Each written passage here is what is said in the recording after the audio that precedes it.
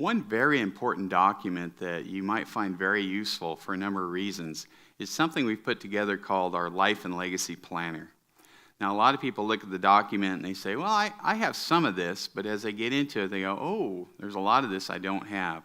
So we've put together a brochure, a pretty comprehensive brochure, that helps you organize who your trusted advisors are, where are your passwords, what are some of the things you have to address, where is the location of important documents.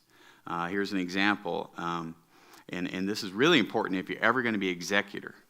If you're ever going to be executor, you better get this filled out by who you're going to do that for. So in my case, my father, I'm going to be his executor. So I'm asking him one day, I said, Dad, do you have any life insurance? And he says, yeah, I do. I said, how much is it for? And he said, I don't know. And he said, okay, who's it with? I don't know. He said, well, where's the policy? He said, I don't know. Well, that's going to be really tough to find when he passes away someday. There's a lot of different things that you can't ask, obviously, after somebody's passed away. And another example would be we have a section in there for who gets the family heirlooms. Again, in my own family, there's 3 boys, but there's only one cherry red 66 GTO convertible. Well, we're not cutting that thing 3 ways. So I needed to say, Dad, who gets the convertible? He said, the younger brother. I said, okay, I'm the middle one. So I called my older brother, and he cried for about 3 days, but he got over it.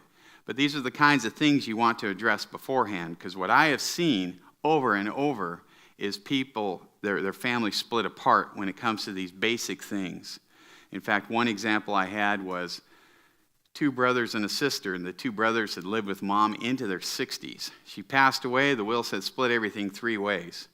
Well, 7 years later, that case was still open. They were going to sue over who got the family cactus plant, who got Dad's old photography equipment.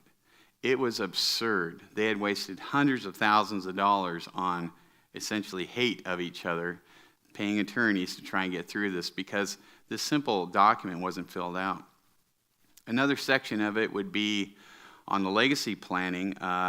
There's a section asking, do you have a burial plot? What do you want to have happen? Organ donor, what kind of service do you want? All these different questions, kind of hard to ask in the couple days following the passing of somebody you're close to and you're executor for. So you better get that stuff documented. It also has an area for what kinds of things subscriptions to cancel, letters to loved ones. There's so many important items in there, so even if you don't fill out the whole thing, it's really important that you take a look at it, not only for yourself, but for somebody you're going to be executor for. And finally, I had an example of someone that came to me, and I couldn't help them with their investments because it was all in an active 401k plan, and that was fine. But I gave them the Life and Legacy Planners. They filled them out. They were about 50 years old. 2 years later, he had a terrible, unexpected accident and passed away. And the widow pulled out that Life and Legacy Planner. It got her through the toughest part of what she had to deal with so unexpectedly. And she said that was the most important thing throughout that process.